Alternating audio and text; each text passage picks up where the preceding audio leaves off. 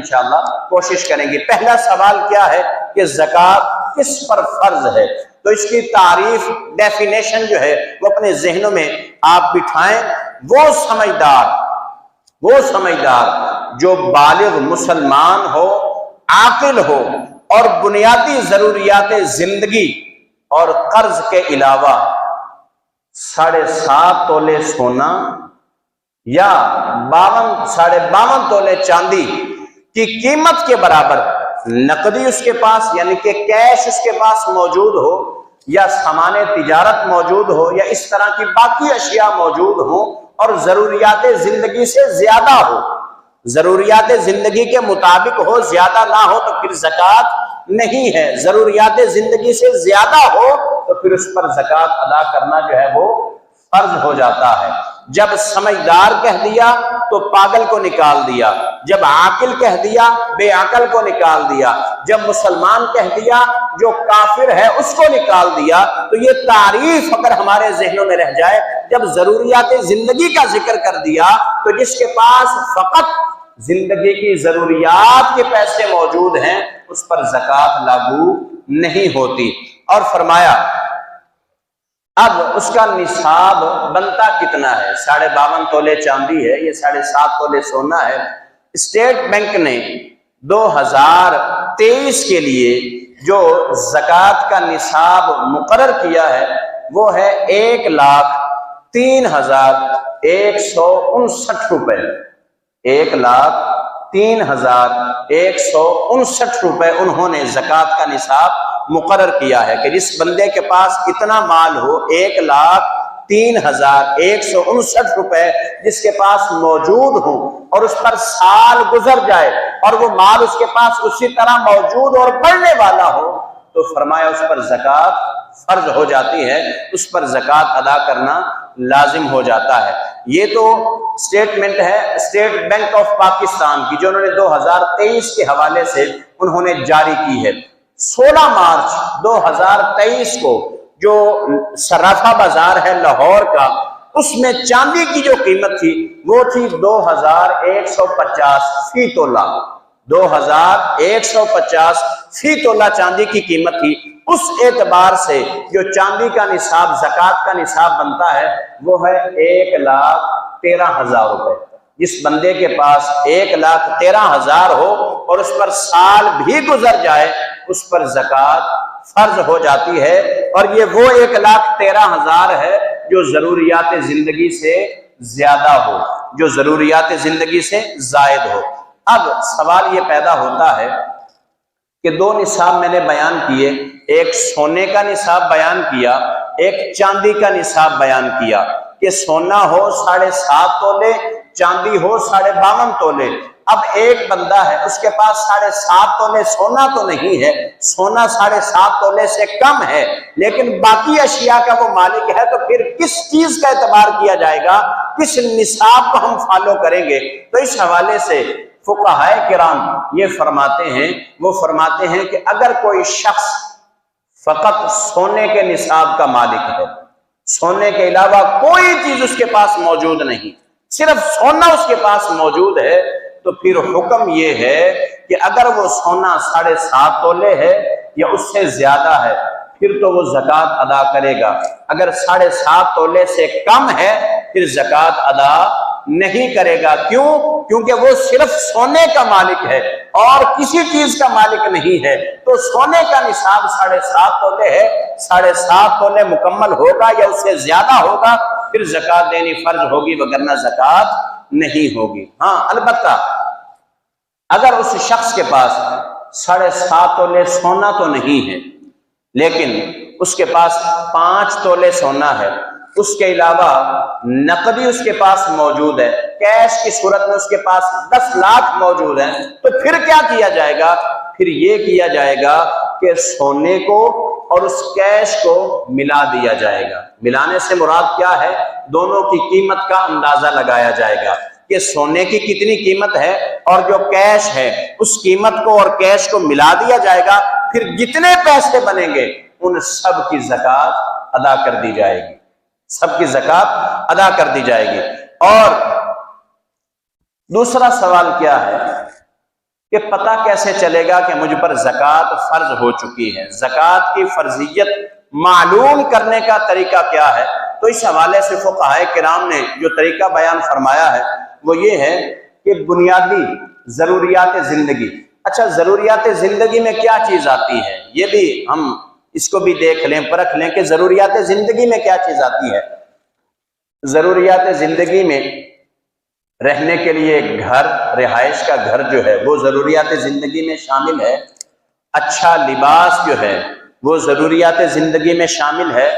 اور اپنی حیثیت اور طاقت کے مطابق سواری جو ہے یہ ضروریات زندگی میں شامل ہے. ضروریات زندگی اسے کہتے ہیں جن کے بغیر گزارا نہ ہو سکے. لباس کے بغیر بھی گزارا نہیں ہے، رہائش کے بغیر بھی گزارا نہیں ہے، آج کے اس دور میں سواری کے بغیر بھی گزارا نہیں ہے. تو ضروریات زندگی میں یہ چیزیں شامل ہیں. جس بندے کے پاس ان چیزوں سے زیادہ جن چیزوں کے آپ مالک ہوں گے ان میں کیا کیا چیزیں آتی ہیں؟ کیش آ جاتا ہے. ایک بندے کے پاس یہ 3 چیزیں ہیں لیکن اس کے علاوہ کیش بہت زیادہ ہے. سونا ہے، چاندی ہے، یہ چاندی کے برابر قیمت ہے. سامان تجارت، اس کے بعد کاروباری شخص ہے، اس کے پاس سامان جو اس نے بیچنے کے لیے خریدا ہے وہ اس کے پاس موجود ہے. اور جو لوگوں کو قرض دے رکھا ہے، ایک بندے نے 10 لاکھ لوگوں کو قرض دے رکھا ہے، تو جو قرض اس کو واپس ملنے کی امید ہے اس کی زکوٰۃ بھی یہی شخص ادا کرے گا. جس نے قرض دے رکھا ہے وہی زکوٰۃ ادا کرے گا. اور انشورنس کی جمع کرائی گئی رقم، انشورنس لوگ کرواتے ہیں، اگرچہ شرعی طور پر یہ ناجائز ہے، اگرچہ شرعی طور پر یہ ناجائز ہے. جن لوگوں نے کروا رکھی ہے، 10 لاکھ جمع کروا رکھا ہے، 20 لاکھ جمع کروا رکھا ہے، جتنی بھی رقم جمع کروا رکھی ہے اس پر بھی زکوٰۃ ادا کرنا لازم ہے. کسی شے کا ایڈوانس جمع کروا رکھا ہے، گاڑی خریدنی تھی، بک کروائی تھی، پہلے ایڈوانس اس کی قیمت جمع کروا رکھی ہے، تو پھر اس کو بھی اپنی زکوٰۃ کے نصاب میں شامل کیا جائے گا. کسی شخص نے کمیٹی ڈال رکھی ہے، اس کمیٹی کی جتنی قسطیں وہ ادا کر چکا ہے ان قسطوں کو بھی زکوٰۃ کے نصاب میں شامل کیا جائے گا. یہ ساری چیزیں، ان سب چیزوں کی مالیت کو جمع کر کے پھر جو اس نے خود قرض دینا ہے، کسی سے اس نے ادھار لیا تھا، وہ 10 لاکھ ہے، 20 لاکھ ہے، 50 لاکھ ہے، وہ سارا اس میں سے مائنس کر دیا جائے گا، منہا کر دیا جائے گا. باقی جتنا مال بچے اگر وہ نصاب کو پہنچتا ہو تو پھر اس پر زکوٰۃ ادا کرنا فرض ہو جاتا ہے. یہ زکوٰۃ کی فرضیت کو معلوم کرنے کا طریقہ ہے. اب سوال یہ پیدا ہوتا ہے، ہماری مائیں بہنیں جو ہیں وہ بھی جمعہ کی ادائیگی کے لیے تشریف لائی ہوئی ہیں، تو یہ ان کے لیے سوال ہے. سوال پیدا ہوتا ہے کہ کیا خواتین پر بھی زکوٰۃ ہوتی ہے یا نہیں ہوتی؟ تو خواتین پر بھی زکوٰۃ ہے. عورت اگر صاحب نصاب ہو تو اس پر زکوٰۃ فرض ہے. عورت اگر صاحب نصاب ہو اس پر زکوٰۃ فرض ہے. حدیث مبارکہ ہے، جامع ترمذی کی روایت ہے، 637 نمبر حدیث کا ہے.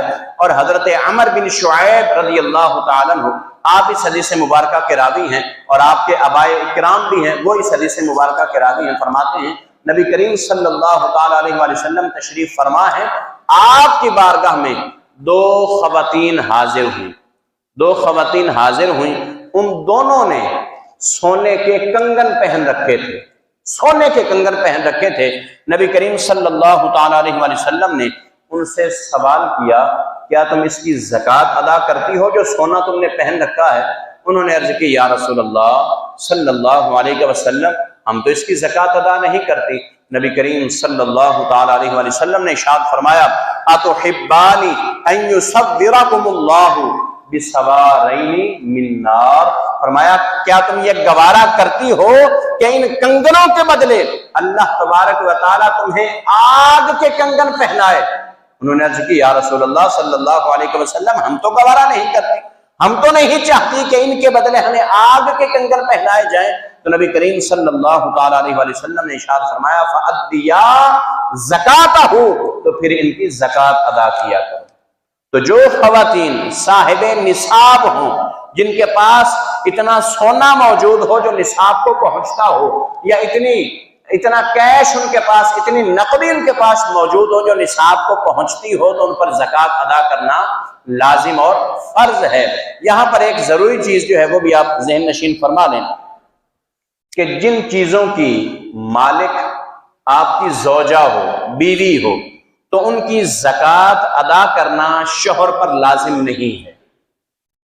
جن چیزوں کی مالک بیوی ہے، ہوتا ہے، پراپرٹی کی مالک ہوتی ہیں یا سونے کی ملکیت ان کے پاس ہے، کیش ان کے پاس ہے، جن جن چیزوں کی وہ مالک ہیں ان کی زکوٰۃ ادا کرنا شوہر پر لازم نہیں ہے۔ شوہر پر لازم کیا ہے؟ شوہر پر لازم یہ ہے کہ اسے حکم دے کہ تجھ پر زکوٰۃ فرض ہوتی ہے، زکوٰۃ ادا کرو، تجھ پر زکوٰۃ فرض ہوتی ہے، زکوٰۃ ادا کرو۔ اب ایک اور سوال ہوتا ہے، سوال یہ ہوتا ہے کہ ایک شخص کے پاس جب اس پر زکوٰۃ، جب اس کے سال کا ابتدا تھا، مال اس کے پاس وافر مقدار میں موجود تھا، لیکن جب سال کا دوران آیا، سال کے دوران میں، درمیان میں، وہ مال اس کا کچھ ہلاک ہو جاتا ہے، کچھ اس کے پاس رہ جاتا ہے، لیکن جب سال کا اختتام ہوتا ہے پھر اس کے پاس وہ سال آ جاتا ہے، تو کیا وہ زکوٰۃ ادا کرے گا؟ تو فقہا فرماتے ہیں وہ زکوٰۃ ادا کرے گا، کیونکہ زکوٰۃ کے اندر سال کے آغاز اور اختتام کا اعتبار ہوتا ہے، درمیان کا اعتبار نہیں ہوتا۔ ہاں، اگر اس کا سارا مال تباہ ہو جاتا ہے، سارا مال تباہ ہو جاتا ہے، وہ صاحب نصاب رہتا ہی نہیں، کچھ بھی اس کے پاس باقی نہیں بچتا، تو پھر شریعت اس کو یہ کہتی ہے کہ جب وہ دوبارہ صاحب نصاب ہوگا، جب دوبارہ اس کے پاس مال آئے گا، تو پھر تب سے اس کی زکوٰۃ جو ہے وہ شروع ہو جائے گی۔